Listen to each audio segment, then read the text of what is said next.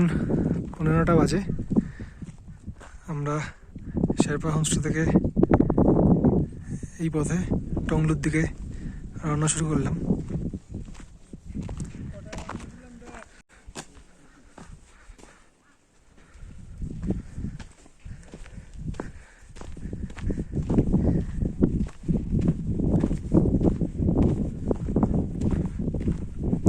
এর আগে সান্দাকফু আমার দুবার হয়ে গেছে। এবার সান্দাকফু পর্যন্ত যাব না, এবার টংলু টুমলিং হয়ে আবার আজকেই ব্যাক করব।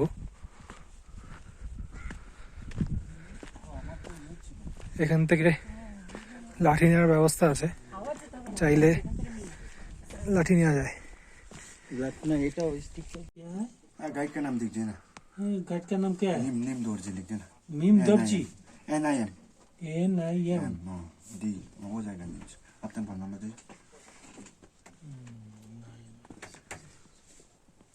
এটা টংলু যাওয়ার রাস্তা, মানে যারা ট্রেকার্স, যারা হেঁটে যাবে তাদের এই রাস্তাটা। আর যদি গাড়িতে যেতে হয় তাহলে মানেভঞ্জন হয়ে যেতে হবে। ठीक-ठाक रहेगा तो? ठीक-ठाक रहेगा। बारिश नहीं होगा तो? बारिश तो काफी कम है। এখানে चेंज नहीं ফরেস্ট ইকো ট্যুরিজমের একটা চেকপোস্ট আছে, এখানে 20 টাকা করে এন্ট্রি ফি, चेंज नहीं है। পার পার্সন 20 টাকা করে এখান থেকে নিতে হলো। আর এখানে লাঠি পাওয়া যায়, কেউ লাঠি না আনলে এখান থেকে লাঠি নিয়ে নিতে পারবে, অসুবিধা নেই।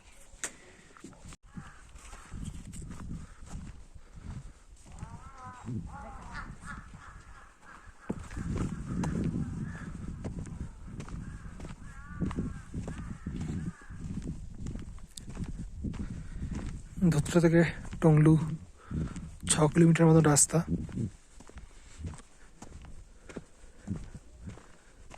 এখন 15টা বাজে, 15টায় ট্রেক স্টার্ট করলাম। 8টায় করলে ভালো হতো,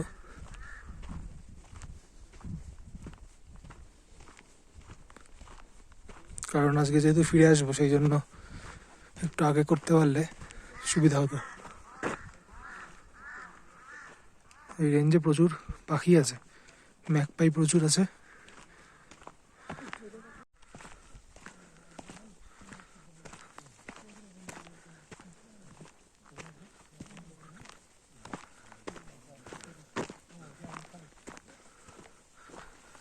ওয়েদার এমনি তো খুবই ভালোই, কিন্তু যখন বেরোলাম তখন অলরেডি কাঞ্চনজঙ্ঘার উপরে মেঘ হয়ে গেছে, কাঞ্চনজঙ্ঘা কিছু দেখাই যাচ্ছে না।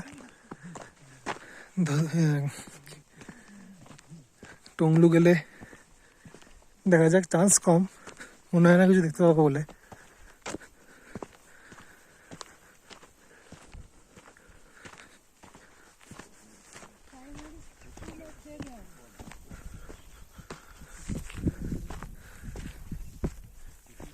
যাওয়ার পথে এরকম একটা সুন্দর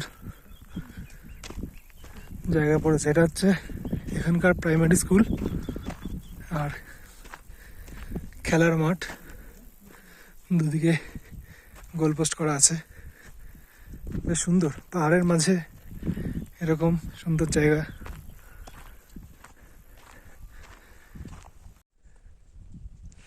প্লেগ্রাউন্ডটা ছাড়িয়ে আসার পর রাস্তার দুধারে রডোডেনড্রন শুরু হয়ে যাচ্ছে। এই মোটা পাতা যেগুলো, এগুলো হচ্ছে সাদা রডোডেনড্রন, আর এদিকের যে ইলেকট্রনিক সরু পাতা, এগুলো হচ্ছে লাল রডোডেনড্রন।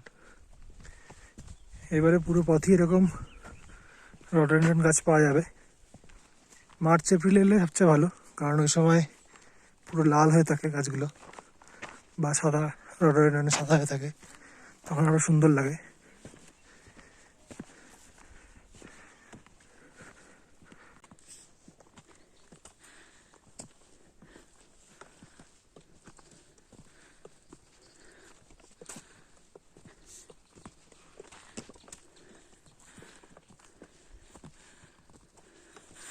পুরো ঘন বনের মধ্যে দিয়ে, পাইন বনের মধ্যে দিয়ে রাস্তা, অসাধারণ।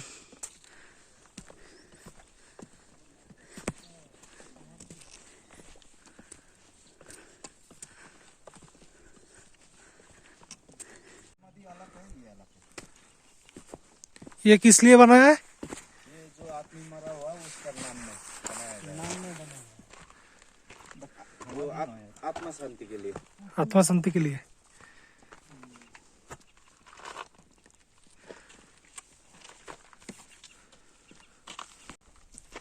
এখন টংলু অব্দি মোটামুটি এরকম চড়াই রাস্তা।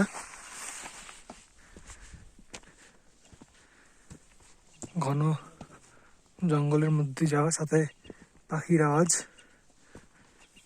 বেশ সুন্দর লাগছে।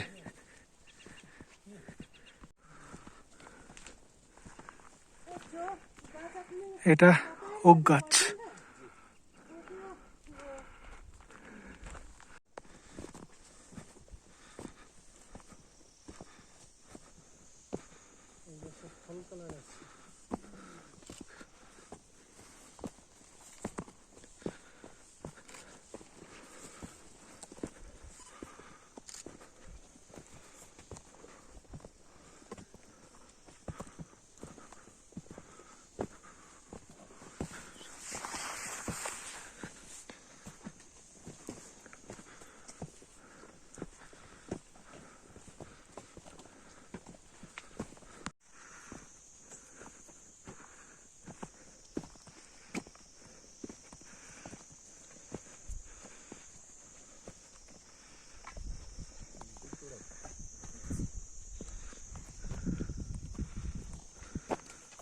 হ্যাঁ,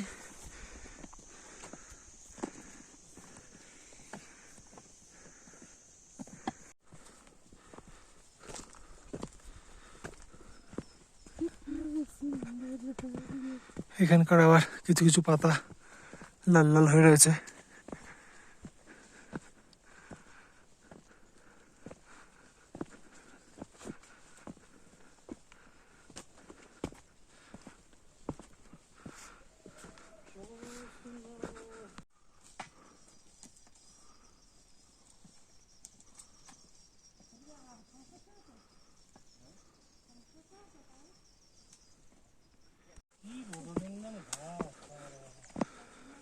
রাস্তার মাঝখানে মানে যাওয়ার পথে পথে এরকম বসার জায়গার ব্যবস্থা করে রাখা আছে। কেউ রেস্ট নিতে চাইলে এখানে রেস্ট নিতে পারে।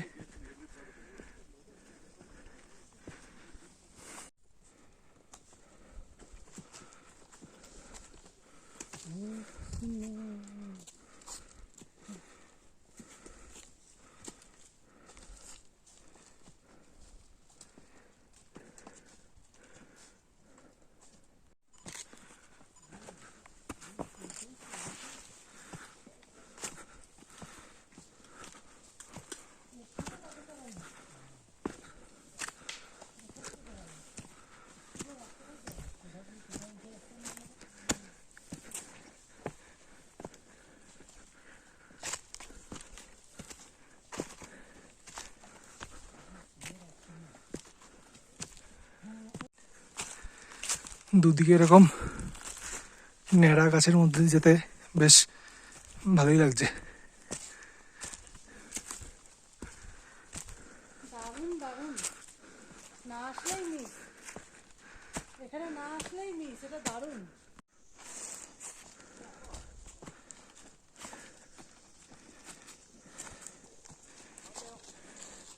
খুব সুন্দর রাস্তা, এত ভালো লাগছে।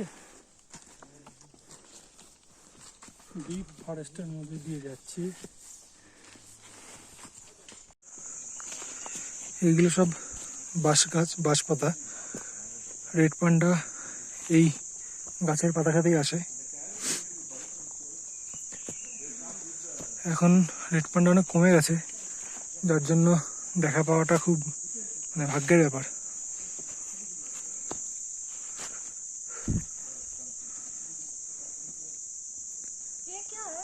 ओक फल, ओक फल। পুরো গভীর জঙ্গল। গাইডের সঙ্গে একটু আগে কথা হচ্ছিল, বলছে যে এখানে নাকি ব্ল্যাক লেপার্ড, ভাল্লুক এগুলো আছে, এই জঙ্গলে আছে। সন্ধেবেলায় আর একদম সকালে এগুলো মানে বেরোয়। গাইড নাকি দেখেছে অনেকবার। তো এইসব রাস্তায় এমনি রাস্তা একটাই, গাইড না নিয়ে আসলেও হারানোর ভয় নেই, কিন্তু তাও সেফটি পারপাসে গাইড নিয়ে আসাটাই বেটার।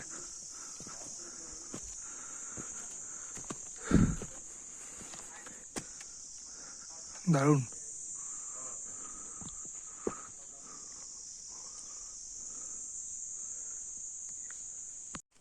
অনেকক্ষণ জঙ্গলের মধ্যে দিয়ে আসার পর একটু আবার খোলা আকাশ পাওয়া গেছে।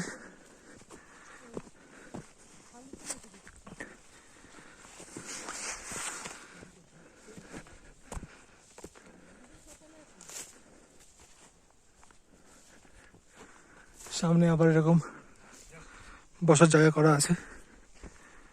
মোটামুটি 1 কিলোমিটার অন্তর অন্তরই একটা করে এরকম রেস্টের জায়গা করে দিয়েছে।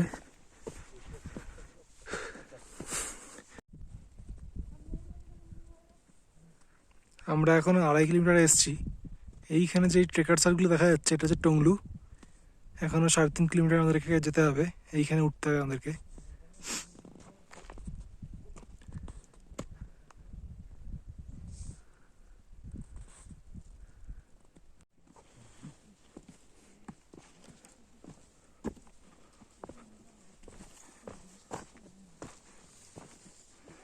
এখন আবার খানিকটা পথ ডাউনে, এতক্ষণ পুরোটাই চড়াই ছিল। যাদের হাঁটু বা পায়ের সমস্যা আছে তাদের জন্য আসাটা একটু চাপের। পুরো রাস্তাটা এরকম পথ করা আছে, কিন্তু চড়াইটা বড্ড বেশি।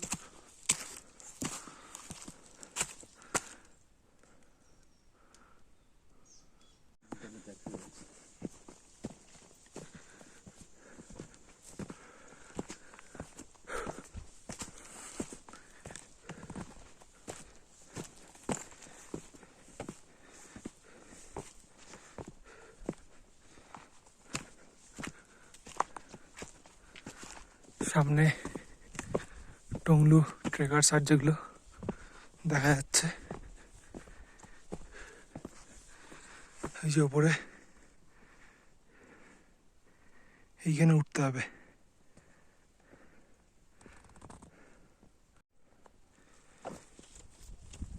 সামনে ওপরের যে জায়গাটা দেখালাম এখন পুরো মেঘে ঢেকে গেছে, এই পুরো খাড়াই উঠতে হবে এখন। এখানে একটা বসার জায়গা আছে, একটু বিশ্রাম নিয়ে এই পুরো পথ উঠতে হবে। ওয়েদারটা খুবই খারাপ, এদিকে বৃষ্টি হলে খুব চাপ হয়ে যাবে। এদিকটা আবার নীল আকাশ।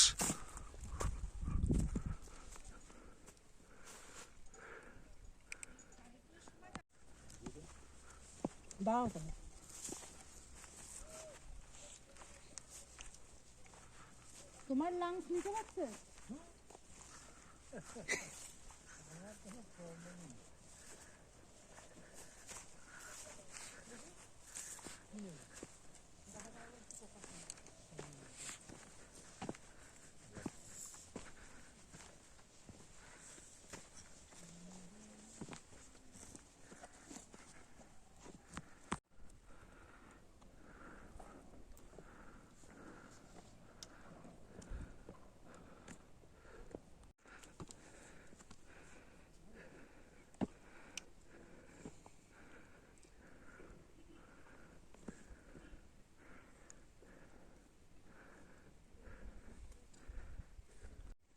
পথের ক্লান্তি ভুলে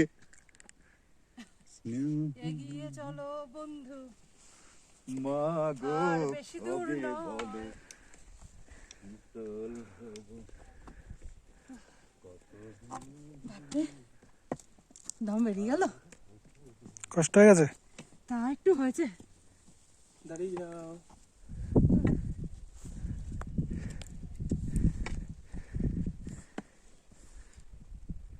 মেঘ সূর্য বেশ ভালোই লাগছে। আর এই ওয়েদারটা ঠান্ডা ঠান্ডা আছে।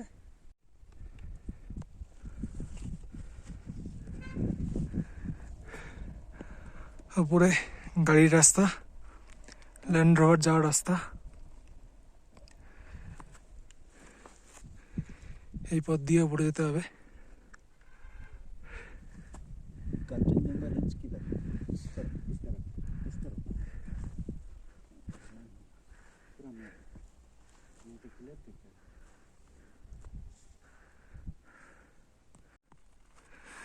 পুরো গায়ের মধ্যে দিয়ে এখন মেঘ যাচ্ছে।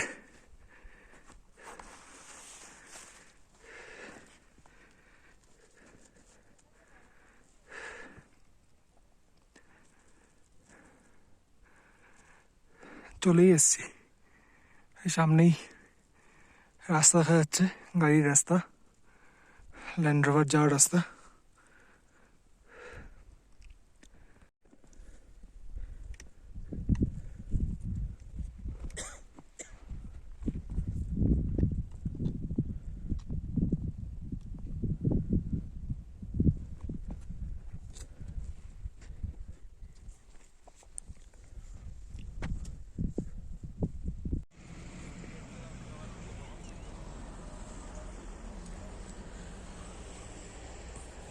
এই নিচের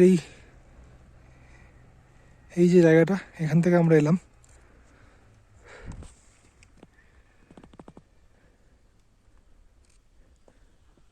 এখন তো ভাবতেই ভয় করছে যে ওইখান থেকে উঠে এলাম, আবার নামতে হবে।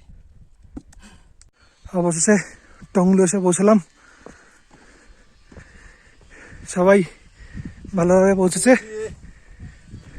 অবশেষে যুদ্ধ জয়।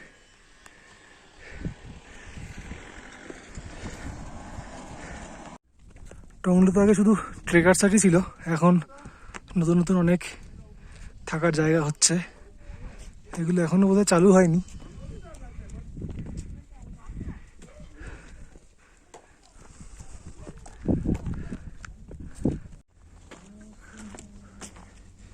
এটা টংলু ট্রেকার সাইট। এখানে এখন আমরা খানিকক্ষণ বিশ্রাম নিয়ে বসবো, চাটা খাবো।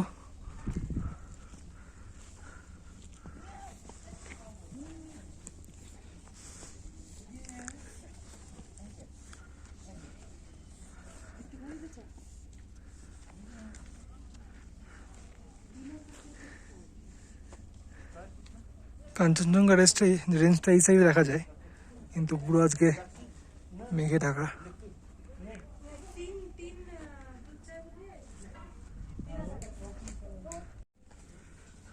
টংলু ট্রেকার সাইটটা সামনের দিকে, এদিকে। আর এটা হচ্ছে রাজু হোমস্টে, রাজুর হোমস্টে।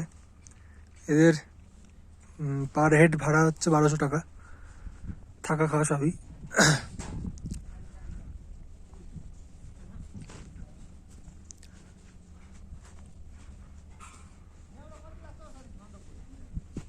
এই রাজু হোমস্টে থেকে বেরিয়ে সামনের দিকে এই পথ থেকে বাদিকে গেলে টংলু ট্রেকার সাইট যেটা, সেটা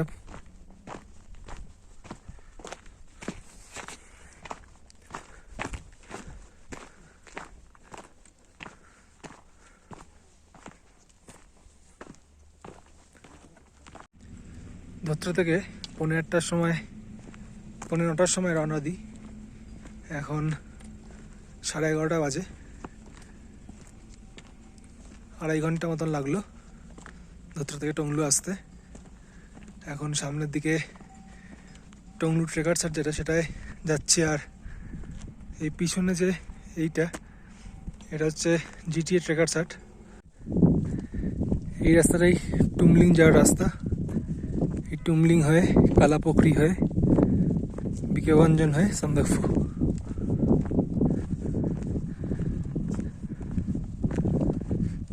এই ডান দিকে তো পুরো মেঘ, এদিকটায় কাঞ্চনজঙ্ঘাটা কিছুই দেখা যাচ্ছে না।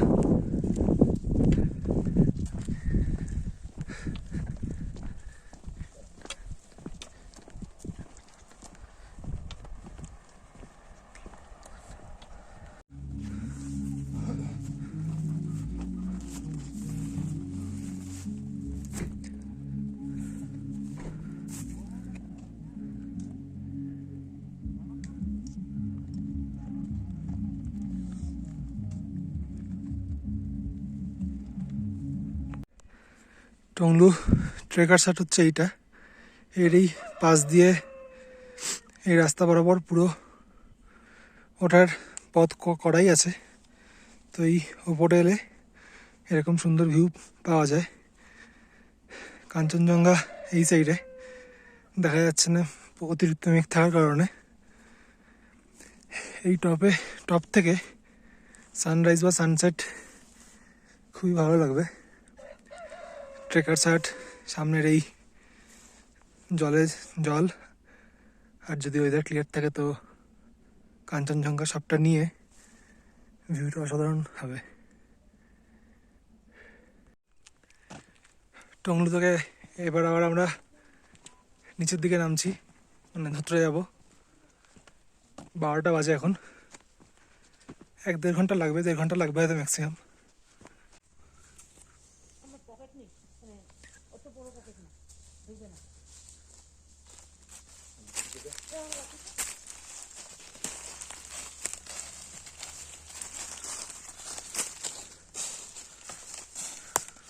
এইটা তো দারুণ সুন্দর রাস্তা, খুব ভালো লাগছে বেশ যেতে।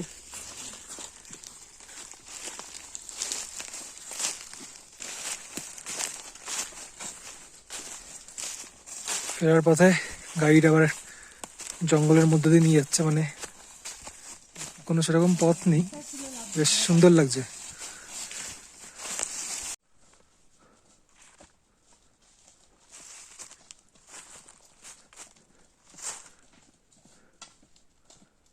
হাই, হ্যালো, আমাদের টংলু ট্রেক শেষের পথে